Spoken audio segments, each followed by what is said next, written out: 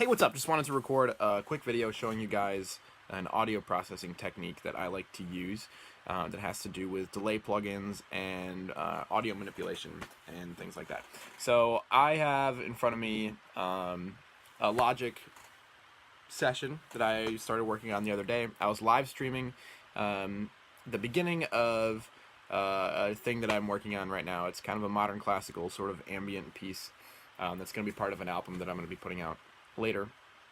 Obviously, I can't put it out now because it's not done. But yeah, I just wanted to live stream the process to kind of show what I do, my thoughts as I compose and things like that. And it's already been fun for me to kind of go back and watch and see what I did. I had to go through and like get all the timestamps and everything for people if they want to watch specific topics or things that I do. But yeah, anyway, so all that being said, if you want to watch that, I'll put a link in the description if you want to watch that live stream. But this video is just going to focus on audio processing, specifically one technique that I like to use. So, like I said, I have a Logic session right here, and there's a field recording that I put in this track, and it's literally a conversation that I found on a micro cassette tape that I also found. I have a bunch of micro cassette tape players. I actually have one in my windbreaker here. This is my favorite one. I use this one a lot. It's the Sony M570V. So yeah, I bought like a lot of micro cassette tapes, and I was just listening through them, and some of them had stuff on them and some didn't. And this one cassette tape had this field recording on it. And I completely forgot about it until I went in my my field recordings folder and found it. So yeah, let's start here, and let's jump in and listen to this field recording, and yeah, let's do that. Forget it. That's what I'm gonna do.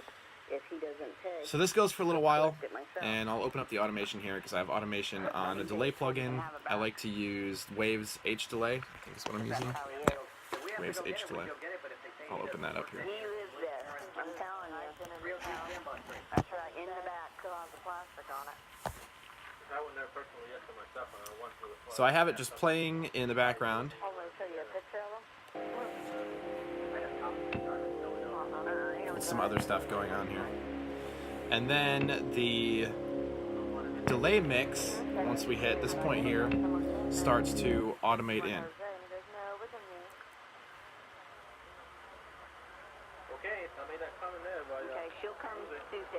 So you can see the dry wet up here is going up as the mix increases.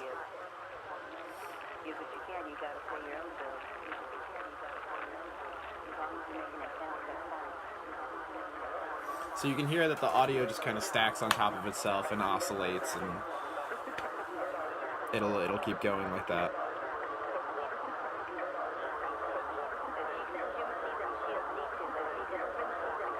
So here's where we hit the end of the raw clip that I had. So the clip is done. There's no more audio playing anymore. From this point on, it's just the feedback from the delay going back into itself and ramping up and increasing. So as the track goes on, I mean, you look up here, we're only at the 2-minute mark of the song. It's just going to keep going infinitely, which is what I want for this track anyway. But let's do something interesting here. So this is the part that I like to do when I'm working on tracks. So this ends at bar 49, this piece of audio. It starts at bar 10 and ends at bar 49. So if you were to treat this as like the end of a song, you would bounce it down from bar 1 to bar 49, and that's just the end. So I'm going to solo this field recording. I'm going to bounce it. So the only thing that's being bounced is the field recording itself with the plugin, the delay. And let's do something crazy. Let's start at 10, obviously, because that's where I want it to begin.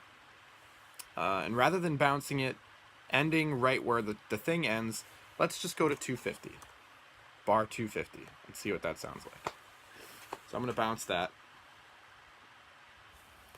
And we'll put that loop bounce field recording loop bounce.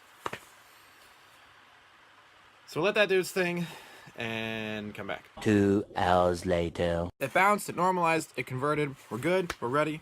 So let's mute that and let's bring in the thing that we just bounced. Desktop. Field recording. Loop bounce.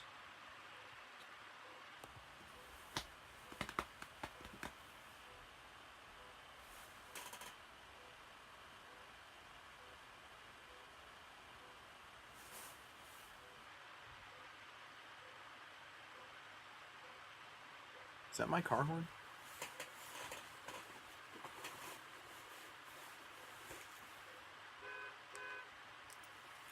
No, but the other one was. All right. Excuse me. So we'll solo this. Tell him forget it. That's what I'm going to do. If he doesn't pay, go collect it myself. So this we've already heard. Let's skip ahead. Told him that someone came, then we just wanted to let you know. So this is the point where it ends. Right here. The audio is over here. But as you can see, it keeps going for a long time because the feedback from the delay just continues pretty much infinitely, really. So let's skip ahead and see how it sounds.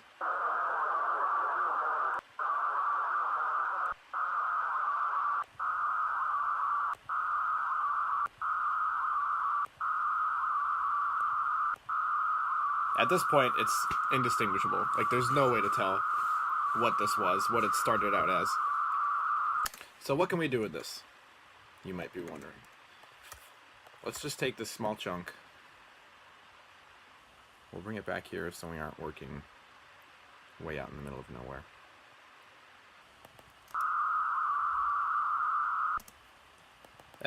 To me, right away, this is a very usable chunk of audio.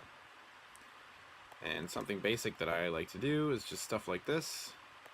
I mean, I did it already. You can see it right above here. But this tape.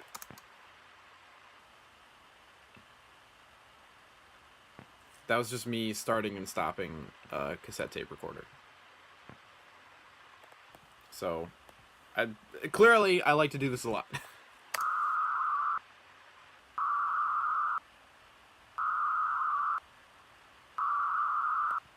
And that could be a really cool loop to start out at the beginning of a song.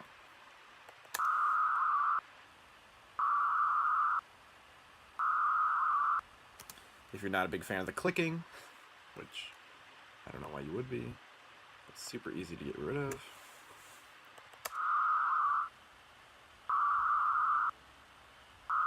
That should have applied to all of them, but it didn't. Whatever, you can do that. So let's go in and let's add more stuff to this. We'll give it some reverb from Valhalla Room, my favorite reverb plugin. Always give things reverb.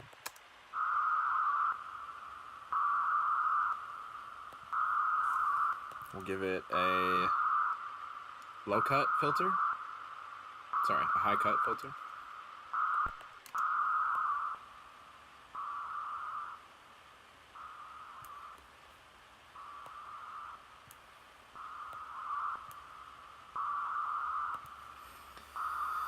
Maybe a delay.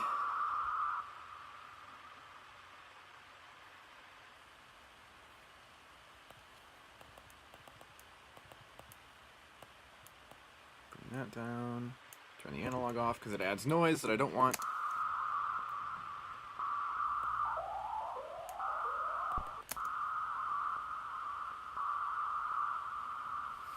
Now we have a very rhythmic delay pattern.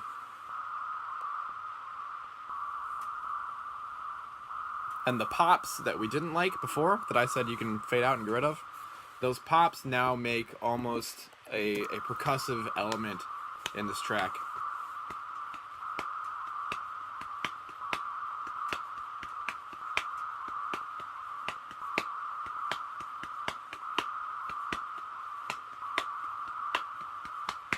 So that's very usable right there. That could easily go in the background of something that you're working on, or just start out a track. Excuse me. Start your track with something like that, just to kind of, and then build layers on top of it as the song progresses, and that's the foundation that kind of drives the rhythm. I don't know if you heard my tapping that I was doing on my leg there. But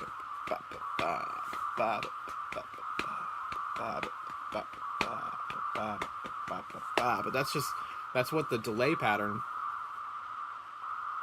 makes me think of. So you could put in drums that just go da da da da da da da da da, and you already are on your way to a full track just from that snippet of audio that came from the very end of a field recording track that had delay on it, and it was miles and miles past any audio that would that normal people would want. But you have this now, which is kind of eerie and spooky, but certainly something that you can build a track around.